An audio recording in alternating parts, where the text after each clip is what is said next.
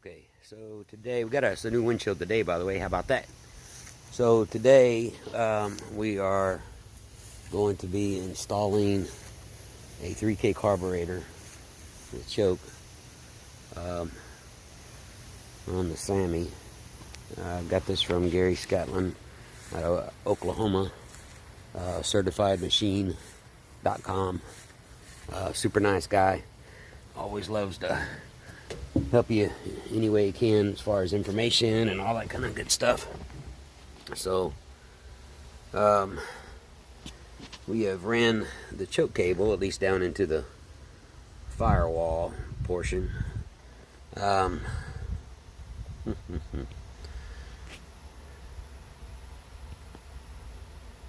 to figure out how to turn the dang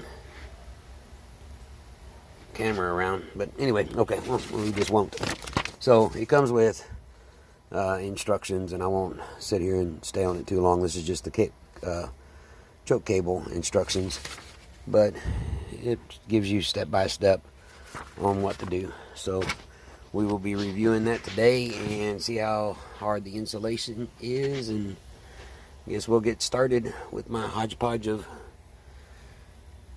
stuff.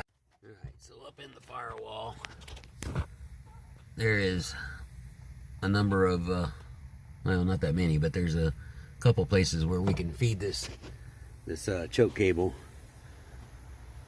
through. So we are gonna feed it up in there. Alright, so we got our cable fed into the hole, and it's popping out about right there.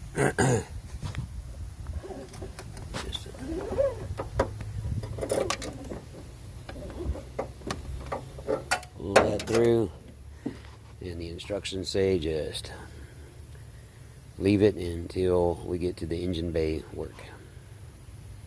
Alright, so we got our little holding screws off. We've got our hoses off to go to the radiator. Looks like we still got a fuel line or something still to go. Not back there, not there, not there, and not over here. So anyway, continue on. Alright, so we removed the EGR valve, which goes here, and I'm telling you, that thing was just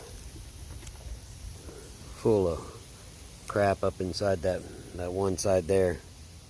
I've actually dug some of it out, just seeing what all it was. But anyway, in the kit there's a block off block that we're going to put on there, and that just totally does away with the EGR.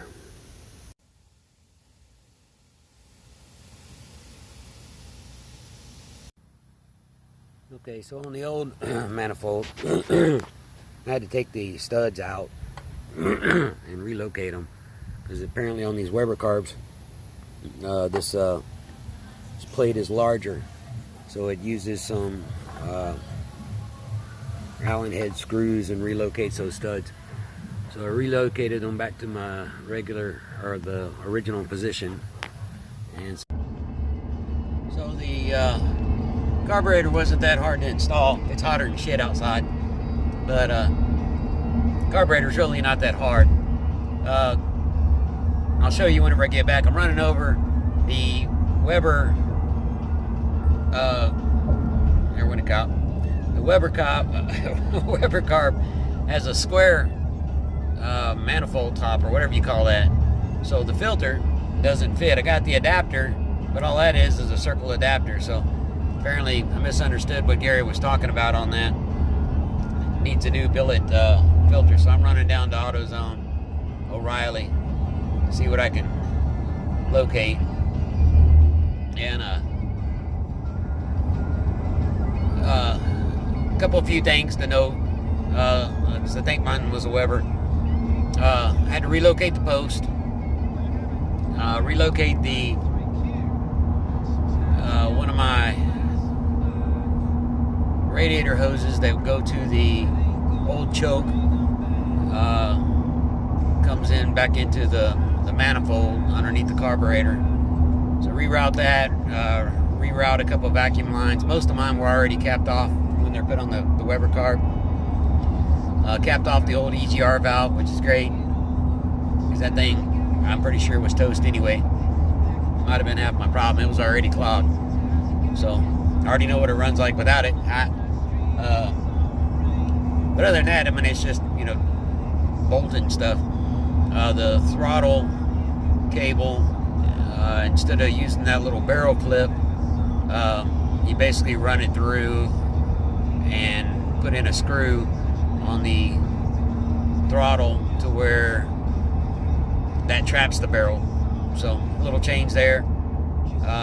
And then we got our tote cable. So I'm going to adjust all that stuff whenever I get back, but I'm going to go get this air cleaner first. That way I'm not sucking anything in the engine or anything like that. So all in all, pretty easy install.